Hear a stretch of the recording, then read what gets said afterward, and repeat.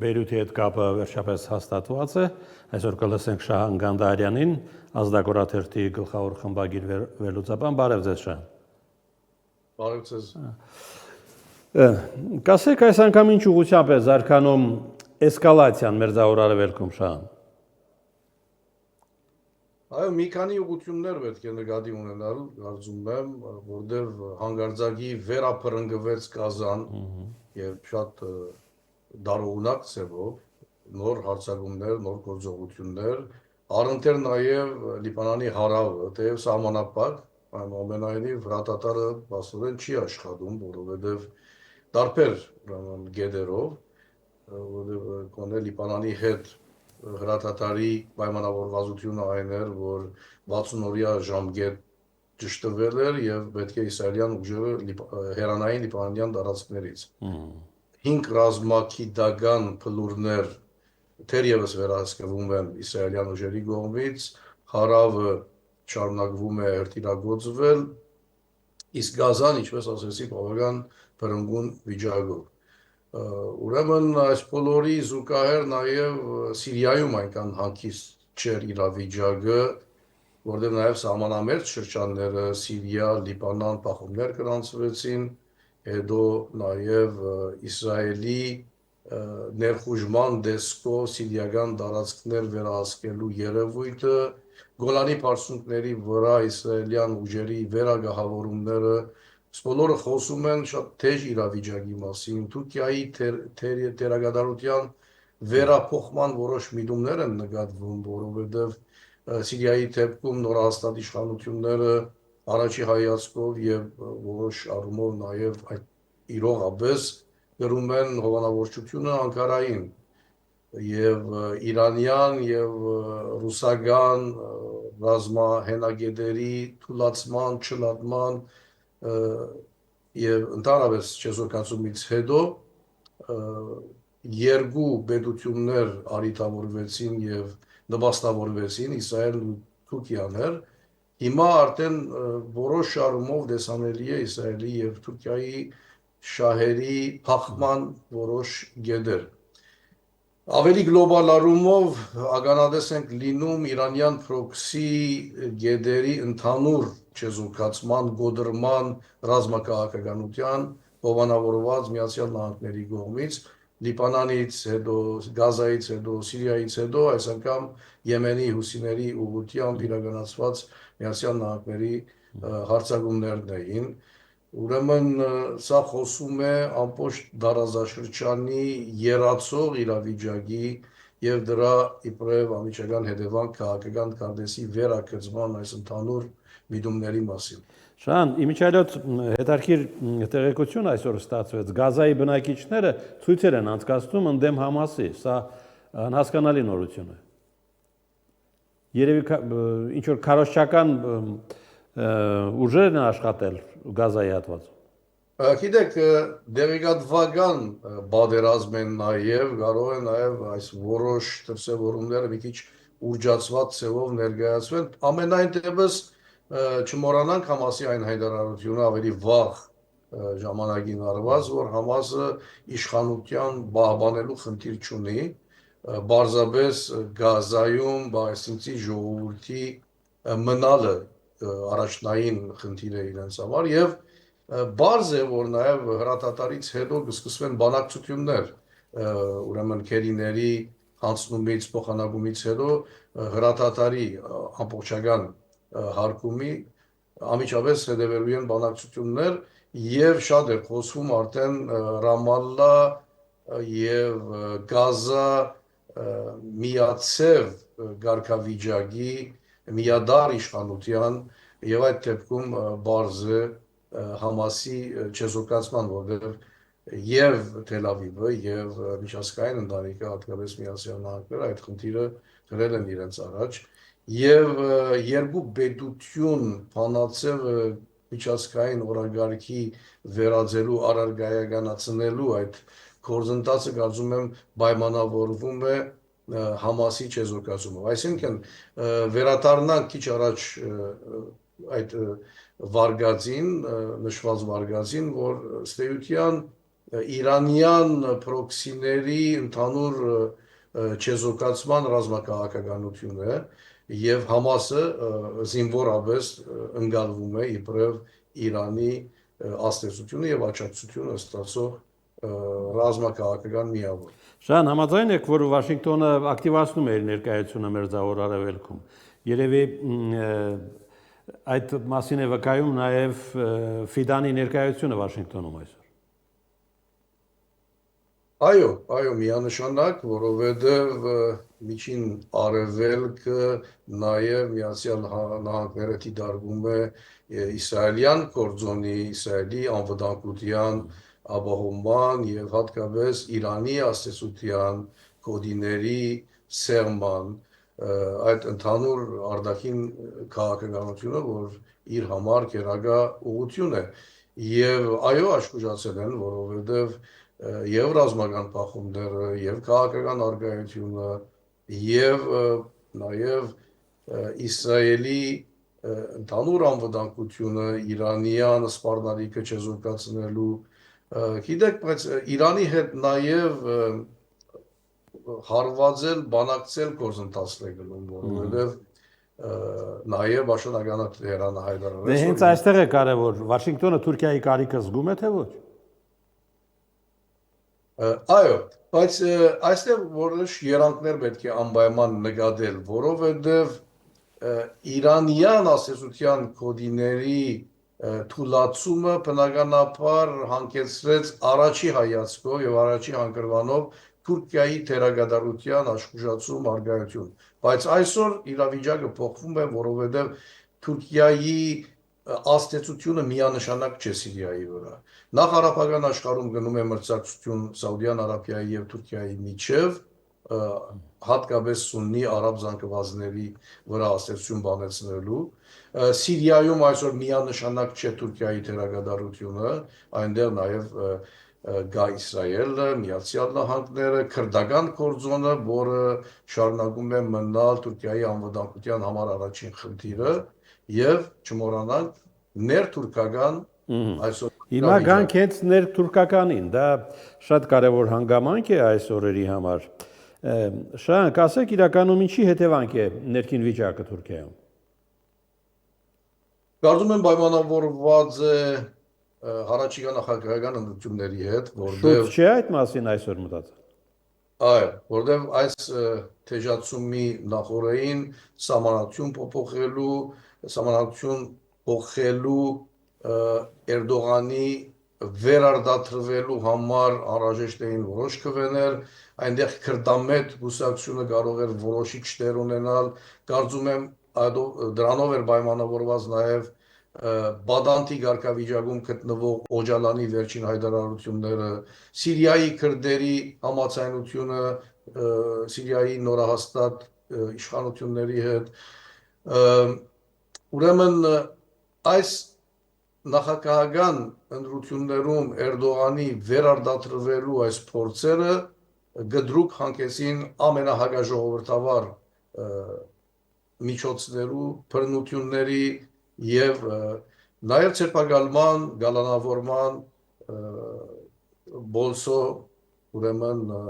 քաղաքապետին։ Դեպ շատ բան գախյալ էր, եթե գործընթացը վերածվի ընդհանուր հագա Էրդողանական ջագադի ձևավորման։ Կա այդպիսի միտում։ Կարծում եմ բացի պոլիսից Անկարայի ներգրավվելը, Իզմիրի ներգրավվելը եւ ավելի օբյեկտիվ գնահատական տալու համար պետք է ճիշտ գնահատել, որ օրինակ վերջին Թուրքիայում անցկացված թիմ ընտրություններին 81 նահանգներից շուրջ 51-ը Էրդողանի թեմ էին, չնայած բոլորը չէ որ նույն քաղաքական ուժն էին, տարբեր ուժեր, բայց եթե սա վերածվի ուրեմն անպայման Էրդողանի քաղաքական կարիերայի ավարտը վճռելու ընդհանուր գործընթացի եւ կարծեմ այստեղ խնդիրը միայն ներթուրքական չի լինի, որովհետեւ ի վերջո մեծ հաշվով Գարմիր քծերը Թուրքիայի արտաքին քաղաքականության,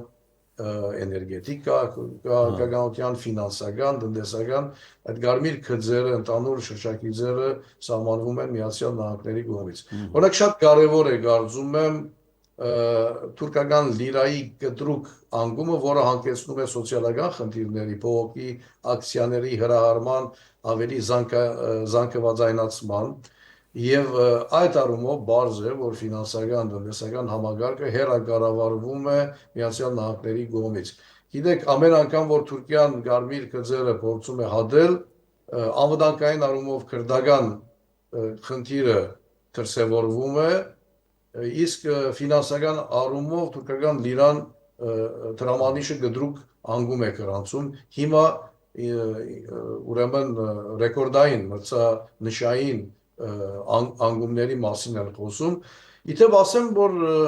այս հագաժողովրդավար քայլերում պիտի դիտարկել նաև լրատվության փակվելը, այսինքն ընկերային ցանցերի, սոցիալական ցանցերի ոչ լիարժեք աշխատելը, արգելքները Բաքուն ընդհանրապես լռում է, այդ մասին ոչ մի բան չի խոսում։ Այո, որովհետև գիտեք, դեպքերի ահագնացման, հավելյալ թեժացման այս միտումը անկախատեսելիության դեսությունը սկսել է արձարծել դարաձաշրջանի այս իրադարձությունները վերլուծողներու մոտ, թե կարող է շատ ավելի փեգումնային արդյունքների հանգել։ Թեր վաղ է հաստատել ի վերջո, բայց ամենայն դեպս նույնիսկ եթե զսպվեն այն միջոցները, որոնք այսօր օգտագործվում են, եւ եթե այս բոլորը հանգեցնեն Էրդողանի վերարտադրությանը, ուրեմն Միացյալ Նահանգները կստանան շատ ավելի թույլ Էրդողան, լեգիտիմությունը խնդրու առարգա դարձած Էրդողան, այսինքն Միացյալ Նահանգներից շատ ավելի գախյալ Թուրքիա, որը ամենայն դեպս պիտի ենթակա լինի Միացյալ Հասկանալի է, դա սցենարներից մեկն է, որ քիչ հավանական չէ, բայց տարածվում է նաև մեկ այլ կարծիք, որ ճգնաժամեր հաղթահարելու վարպետ Էրդողանը կարող է այս անգամ չկարողանա անցնել այդ սահմանը։ Այո, դրա համար եմ ասում, որ ինքը Ինչ կլինի այդ ժամանակ, պետք է դա հասկանալ, այսինքն կլինեն հարցեր, որոնք կառնչվի նաև արդեն մեր տարածաշրջանում հետագա գործողություններին։ Եթե փորձենք հայկական ոսպնյակով դիտարկել Էրդողանի քաղաքական կարիերայի ավարտը եւ փոխարինումը եւ եթե դրան պիտի փոխարինեն քեմալական կամ ասկայնական ուժեր, չեմ կարծում, որ որևէ հավելյալ նպաստավոր իրավիճակ կստեղծվի մեզ համար։ Ընդհանուր այդ քաղաքականությունը կշարունակվի։ Եվ ավելի գլոբալ առումով ներկա դրությամբ Թուրքիան օրինակ գործրեց Ուկրաինայի եւ Ռուսաստանի հագամարտության լուծման հարթակ դառնալու, միջնորդ լինելու, երաշխավոր լինելու այդ արիտը, որովհետև Միացյալ Նահանգները նախընտրեցին Սաուդյան Արաբիան իբրև հարթակ, իբրև միջնորդ, իբրև երաշխավոր։ Դրա համար ես քիչ առաջ նաև այս մրցակցության մասին էի խոսում Սաուդյան Արաբիայի եւ Թուրքիայի։ Սիրիայում, ինչպես փորձեցինք քիչ առաջ ներկայացնել, որ միանշանակ միայն Թուրքիայի հովանավորչությունը չի այլևս նորաստատ իշխանությունների վրա, այնտեղ խայտափխետ իրավիճակ է եւ դարբեր կողմեր առնչվել են եւ դարբեր առաջադրանքներ կան ուրեմն տարածաշրջանում գլխավոր խաղացողների միջև նույնիսկ Լիբանան, որ Թուրքիան բավական աշխուժացրել էր իր ներկայությունը, այսօր եւ նախագահի նոր նախագահի ընդդիմության վարչապետի նշանակման կառավարության գազբության մեջ շատ ավելի ակտիվ բացահայտ ներկայություն է Սաուդյան Արաբիան եւ ինքն է որ որոշում է եղանակը։ Դա փաստորեն կարծում եմ, որ ինքնուրույն չէ, դա եւս լիազորություն է ստացել Միացյալ Նահանգների կողմից։ Այսինքն Թուրքիայի թերի վերափոխման ընդհանուր միտումներ են տեսանելի եւ այս առաջնահերթությունները, այս խնդիրները հիմա կարծում եմ, որ փեգումնային որևէ քայլի չի գնա Թուրքիան հարավային Կովկասում ընդհանուր քիզերով ստատուս քվոն շարունակի։ Չի գնա հասկանալի է, իսկ Բաքվի վարկագիծը այդ դեպքում ինչպիսին կլինի։ Միաժամանակ ուզում եմ հիշեցնել, որ Վաշինգտոնը ուղիղ ակնարկում է արդեն Բաքվի հետ վերջին այդ շփումները վկայում են հայ-ադրբեջանական օրակարգի նկատմամբ նաև Վաշինգտոնի հետաքրքրություն։ Գիտեք, կարծում եմ դարձյալ Միացյալ Նահանգների դերակատարությունը փորձել վերլուծելիս, որ կգնա ճնշում Ադրբեջանի, որ պայմանագիրը կնքվի, որովհետև Թուրքիան փոխկապակցում է նաև Երևան-Անկարա երկխոսության որևէ արտոնավորում, չնայած այնտեղ փեգումնային որևէ քայլ չկա եւ գարջաժամկետ տրվածքով էլ չի լինի, հագարակ Մարկարայի անցագետի ժամանակավոր բացումին դա կարծում եմ երագոմ պայմանավորվածություններ Երևանի, Անկարայի եւ Դամասկոսի միջև եւ ինչ որ մթնոլորտի ձևավորման կամ նախապատրաստական աշխատանքների ընդհանուր ես կասեի նույնիսկ իմիտացիոն գործողություններ սահմանի բացման, որովհետև ոչ երրորդ երկրի քաղաքացիների, ոչ դիվանագիտական անձանց համար ինչ որ նաև նախկինում պայմանավորվել էին կամ անի պատմական գամուրջի կորզարկման այդ պայմանավորվածությունները չեն աշխատում, որտեղ Անկարան շարունակում է փոխկապակցել գործընթացները իրար հետ։ Հիմա Միացյալ Նահանգների դերակատարությունը ավելի երկարադեպ դրվածքով կարծում եմ այդ ճնշումը կլինի, որ խաղաղության այդ պայմանագիրը կնքվի, որտեղ դրան պիտի հաջորդի նաև սահմանի բացումը։ Սահմանի բացումից հետո կսկսի արձանձնվել ուրեմն 102-րդ ռազմաբազայի անհրաժեշտությունը խնդրու առարկա դարձնող հարցադրումներ քննարկումի կվերածվի կամ օրակարգի կվերածվի։ Այսինքն հագարակ ուղղությամբ էլ փոխկապակցված է խնդիրը եւ չեմ կարծում, որ հիմնական բան է փոխվել ընդհանրապես դարաձաշրջանում հավաքական արևմուտքի Միացյալ Նահանգների Եվրոմիության թեդերի արգայությունը